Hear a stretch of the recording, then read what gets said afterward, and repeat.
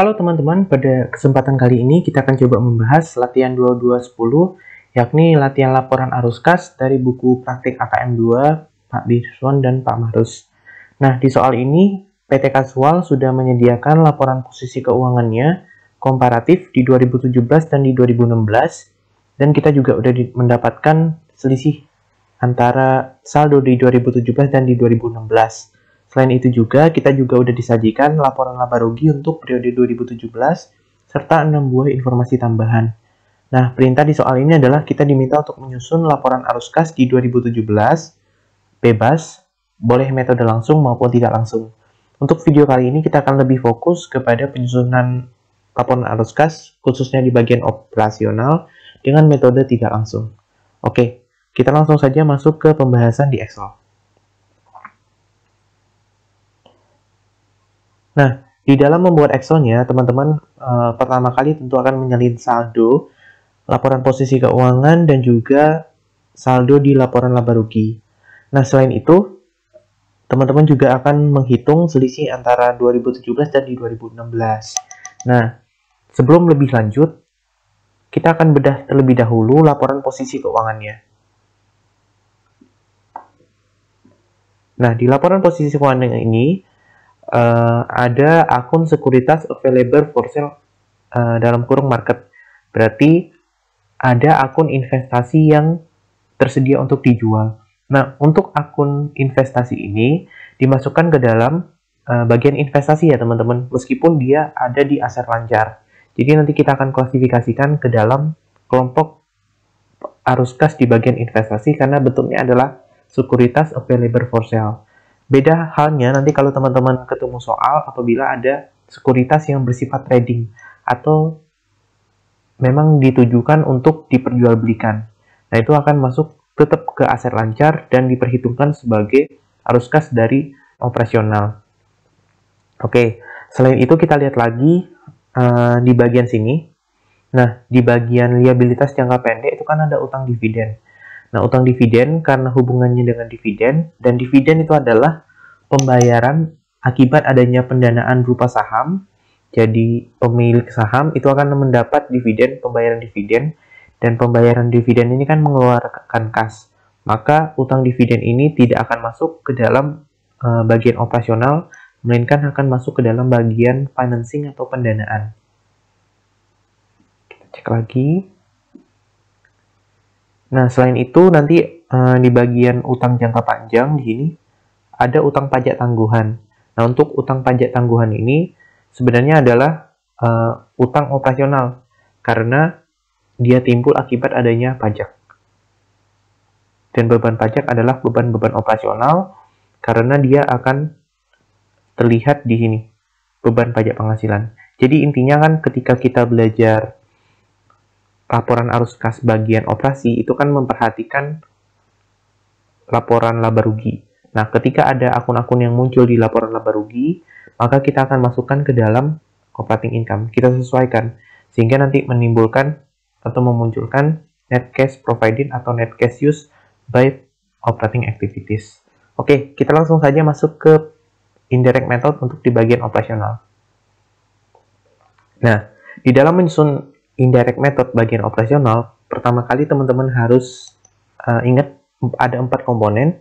Jadi komponen pertama adalah kita memasukkan net income sesuai dengan laporan laba rugi. Di sini net income-nya adalah 289.900. Oke, bisa kita cek di sini 289.900. Kemudian bagian keduanya adalah kita masukkan beban-beban dan pendapatan non-kas. Kemudian yang bagian ketiga adalah kita cari perubahan saldo dari aset non-kas, dan bagian keempat adalah kita cari kasusnya kalau misalnya kita mengalami keuntungan atas penjualan aset tetap. Karena di sini udah di plus, di sini harus di minus. Kenapa demikian? Karena sebenarnya rugi ataupun untung atas penjualan aset tetap itu seharusnya kan masuk ke dalam investing activities.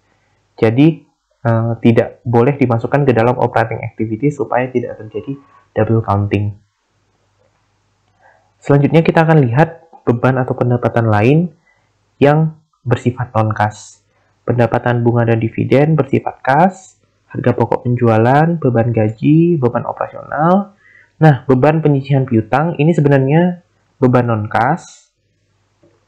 Hanya saja tidak dimasukkan, khusus beban penyisihan piutang tidak dimasukkan karena memperhitungkan atau tercermin di dalam AFDA. Gitu. Sementara beban beban depresiasi ini termasuk beban non-kas. Maka kita akan masukkan ke dalam sini. Jadi beban depresiasi senilai 30.000. Oke. Kita lihat lagi di sini, beban bunga bisa kas, bisa non-kas, beban pajak penghasilan bisa kas, bisa non-kas. Ya, jadi di laporan laba rugi ini yang fix pendapatan non-kas atau beban non-kas adalah laba rugi penjualan aset tetap dan juga beban depresiasi. Nah, kita lanjut ke bagian kedua dari statement of cash flow di indirect method, yaitu kita memperhatikan perubahan saldo current asset yang non-kas. Jadi kita lihat di sini. Jadi informasinya itu diambil dari SOFP atau laporan posisi keuangan. Langsung saja kita lihat di sini ada piutang dagang neto. Jadi di 2016 nilai piutang dagangnya 900.000, di 2017 saldonya menurun 781.000. Menurun 119.000. Kemudian untuk penyisihan piutangnya sendiri dari 27.000 ke 33.200. Berarti saldonya naik. Nah, bagaimana menyajikannya? Ada dua metode dalam menyajikan piutang. Pada bagian ini saya akan coba menyajikan metode gross atau metode bruto. Jadi yang pertama teman-teman tulis dulu penurunan saldo piutang neto, kemudian kenaikan saldo AFDA. Nah, untuk penurunan saldo piutang atau neto, itu sifatnya adalah menambah kas. Jadi, gini, sifatnya adalah menambah kas. Karena, kalau misalnya piutangnya dikredit atau menurun, maka pasangannya adalah kas di debit. Maka di sini kita buat 119.000, tandanya adalah positif.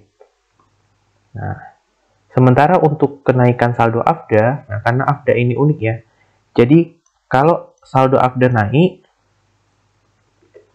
nah maka kas juga naik. Nah kira-kira gitu penalaran simpelnya. Sebaliknya kalau misalnya saldo AFDA-nya turun, maka kasnya juga turun. Gitu. Kita main penalaran debit dan kredit aja.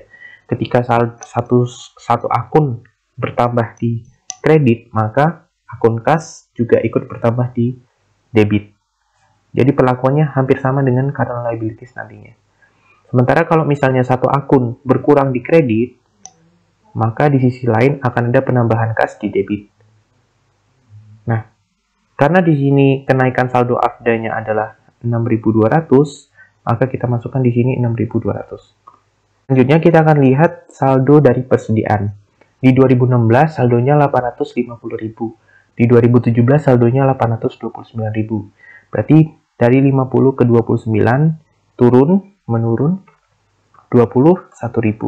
Maka kita catat sebagai penurunan saldo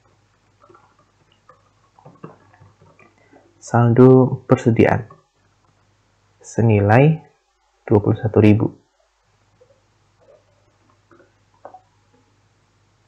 Kemudian beban operasional dibayar di muka. Awalnya 25.000, sekarang 38.800. Berarti ada kenaikan beban operasional dibayar di muka. Ya ingat kalau misalnya dia naik, berarti ada beban operasional dibayar di muka pada kas. Berarti dia akan bersifat mengurangi kas. Kita catat di sini kenaikan saldo beban operasional dibayar di muka senilai 13.800. Oke.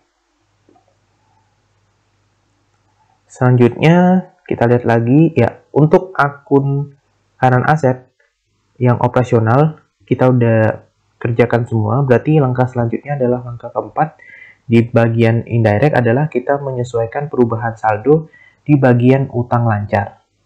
Ada utang dagang, utang gaji, utang pajak penghasilan, dan utang pajak tangguhan. Oke, yang pertama utang dagang. Utang dagang kita lihat di sini di 2017, di 2016 saldonya 350.000, di 2017 saldonya 413.000. Maka ada kenaikan 63.000. Nah, ingat untuk utang dagang, kalau misalnya utang itu bertambah di kredit, karena dia naik kan di sini, keterangannya naik, maka ada penambahan kas di debit. Nah, oleh karena itu, di sini kita catat kenaikan utang dagang senilai 63.000. Plus, ingat tadi karena saldo utang dagang di kredit, maka yang debitnya adalah kas.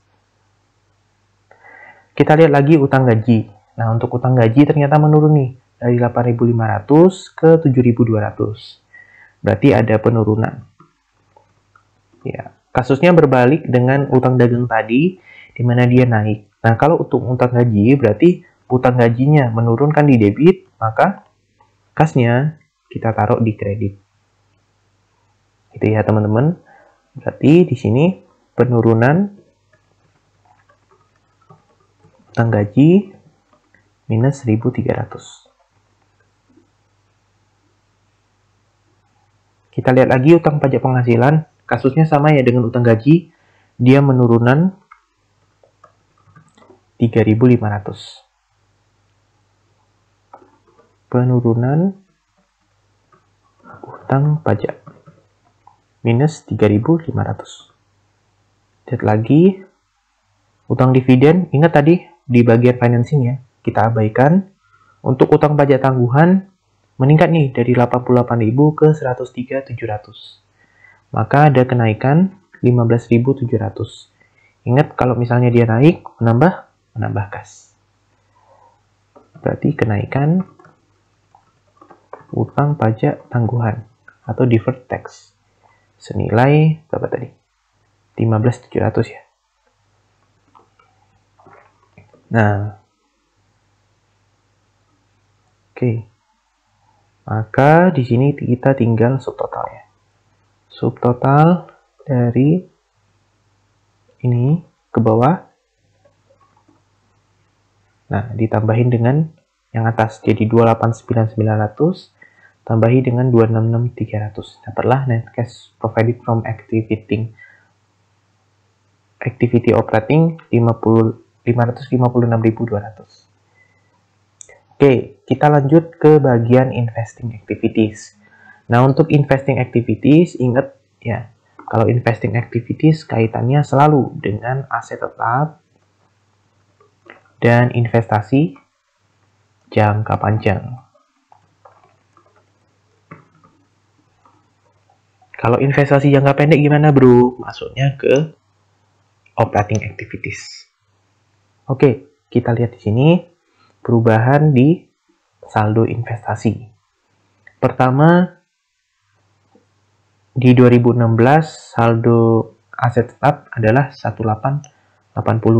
Di 2017 3562. Berarti ada kenaikan 1.682.000. Ya, kalau asetnya naik berarti akan ada pengurangan terhadap kas kita. Jangan lupa kalau untuk investasi dan financing kita perhatikan juga nanti keterangan di soal. Keterangan tambahan. Oke, kita lihat dulu keterangan tambahan. Oh, ini ya.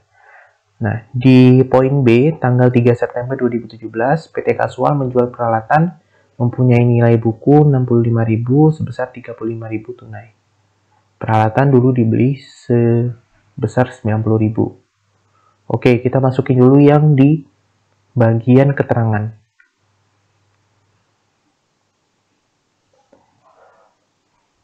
Di sini kita masukin cash receive dulu.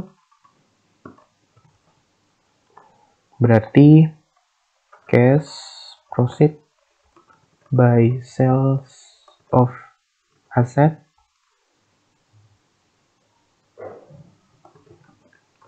senilai 35.000. Oke, kita lihat lagi saldo keterangan-keterangan lainnya. PT Kasual membeli aset tetap sebesar 1.740.000.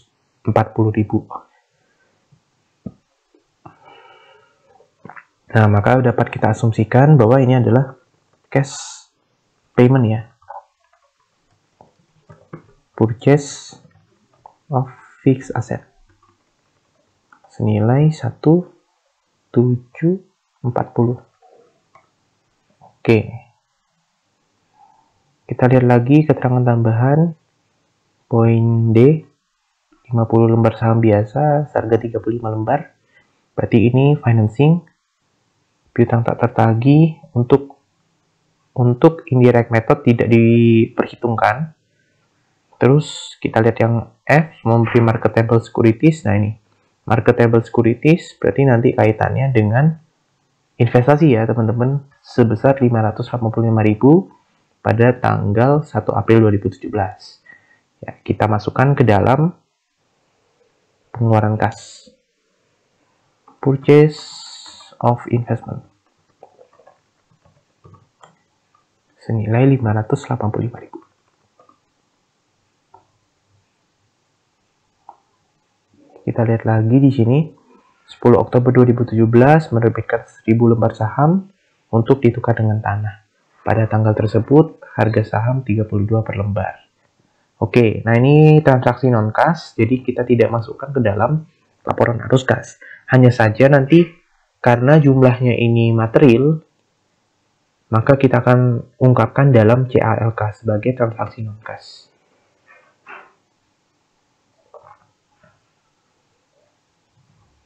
Oke, kita lihat dulu bagian sini tadi.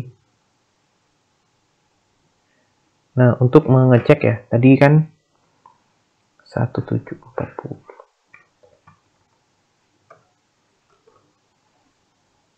Oke, nah setelah kita memasukkan data-data dari keterangan tambahan dan juga saldo-saldo, setelah kita memasukkan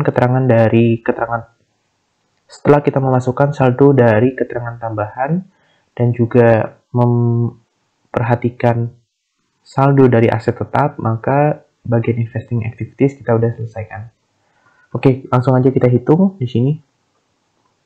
35.000 ditambah dengan minus 1.740 ditambah dengan minus 585. Berarti di sini ada net cash use. Net cash use from investing activities. Sejumlah minus 2.250.000. Untuk financing activities kita akan lihat keterangan tambahan dan juga saldo di bagian utang dan modal yang merupakan komponen dari financing activities. Oke, kita lihat di sini yang poin A, PT Kasual mengumumkan dividen sebesar 75.000 pada 30 Juni 2017. Maka di sini cash payment-nya adalah mengenai payment of dividend. Nah, jadi penyesuaian untuk beban non-cash kita tambahin satu lagi, beban amortisasi premium, dimana di sini diminusin 6.000 karena ingat di sini tadi interest expense-nya kan dikredit, jadi sifatnya itu sama seperti laba penjualan aset, jadi harus kita minuskan. Sementara kalau misalnya nanti beban amortisasi diskon, itu kan interest expense pada bonds payable. Nah, kalau kondisinya seperti ini, maka interest expense pada bonds payable, maka kita akan balik nih dari debit menjadi kredit. Jadi di sini nanti beban amortisasi diskonnya plus. Oke, kita cek lagi di sini. Ya udah benar ya, terkoreksi karena tadi ada beban amortisasi premium yang lupa dicatat. Oke teman-teman, sekian video pembahasan dari arus kas dengan metode indirect method, mohon maaf tadi ada kesalahan. Baik untuk financing activities, kita akan lihat untuk financing activities kita akan baik untuk financing activities kita akan lihat keterangan tambahan dan juga saldo di bagian utang dan modal yang merupakan komponen dari financing activities. Oke, kita lihat di sini yang poin A, PT Kasual mengumumkan dividen sebesar 75.000 pada 30 Juni 2017. Maka di sini cash payment-nya adalah mengenai payment of dividend. Berapa? Nah, ingat tadi pengumumannya adalah pengumuman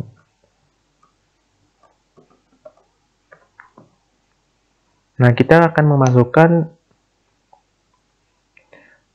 untuk bagian financing activities, kita akan melihat informasi tambahan dan juga perubahan saldo di akun modal dan juga akun utang jangka panjang.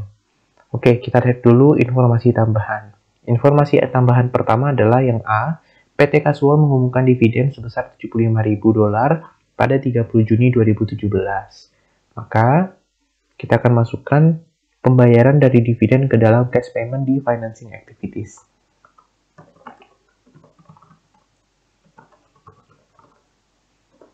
Sejumlah.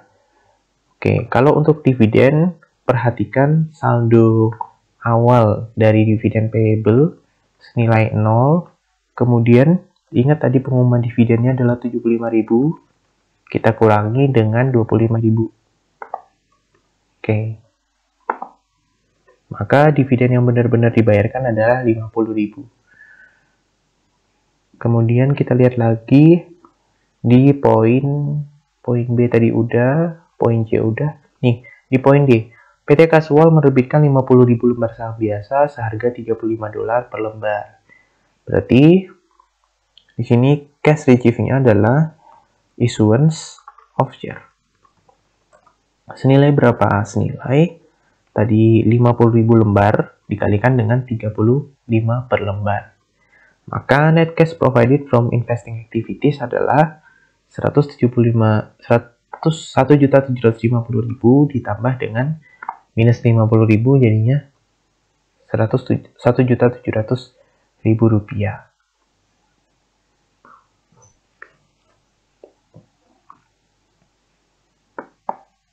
Oke, kemudian kita akan melihat perbandingannya dengan saldo. Nah, di sini saldo awalnya adalah 400.000, sementara di 2017 saldonya adalah 310.200. Oke, kita lihat di sini pekerjaan kita, wah ternyata salah.